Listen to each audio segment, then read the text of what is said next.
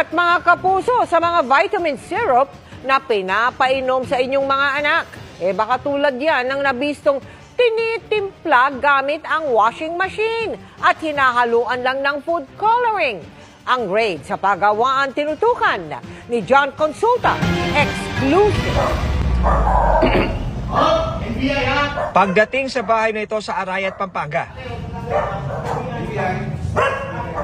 Dito lang po. Dito lang po. NBI po. Magandang umaga po. Meron ho kami pagkuwaran para dyan sa mga kasama rin namin ng FDA. Tumambad sa mga operatiba ng NBI Central Luzon Regional Office 3 ang maruming lugar na ito na paggawaan ng peking vitamin C syrup para sa mga bata. Huli rin sa akto ang pag-repack ng mga gamot na hindi rehistrado sa Food and Drug Administration o FDA. Nadiskubre ng NBI ang paggawaan ng peking pambatang vitamin C syrup nang magsumbong ang isang dati nitong empleyado. Kabilang sa kinumpiska ng mga otoridad ang isang washing machine. Ang isa sa mga ikinagulat ng mga ahenteng ng raid ay yung kanilang nadiskubre na yung mga raw materials na yon, na asukal, food coloring at food flavoring, ay dito lang pala sa washing machine na ito inihahalo ng grupo. Lahat ito sinilalagay, washing machine para mag-mix, magsama-sama, saka naman nila ipinapasok sa mga bote tulad nito.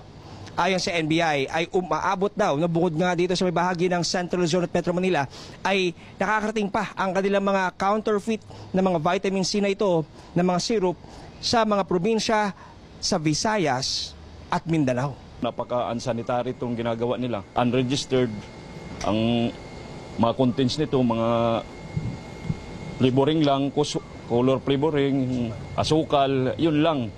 Walang bitamina talagang nakukuha rito. Ito, pambata pa. Siyempre, ang bata madali magkasakit. Madali yung mababa pang immune system nila. Kaya nag-expect sila na makakakuha nga nitong vitamin C. Wala pala. Yung pala, wala. Halos 20 years na raw itong ginagawa.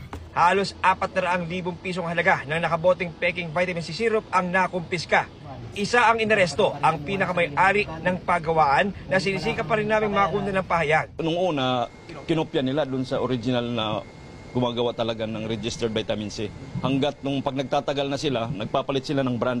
Kinasuhan na natin sila, in-inquest natin for violation lang Republic Act 9711, yung Drug and Food Administration Act of 2009. Paalala ng NBI sa publiko, doon na kayo bumili sa talaga, yung mga accredited na drugstore na kilala na natin, na makikita naman natin kahit saan, di ba? Kaysa naman bibili ka dyan sa gilid-gilid, mura pa, pero wala namang epekto, yung efficacy wala. Para sa GMA Integrated News, John Consulta, nakatutok 24 oras.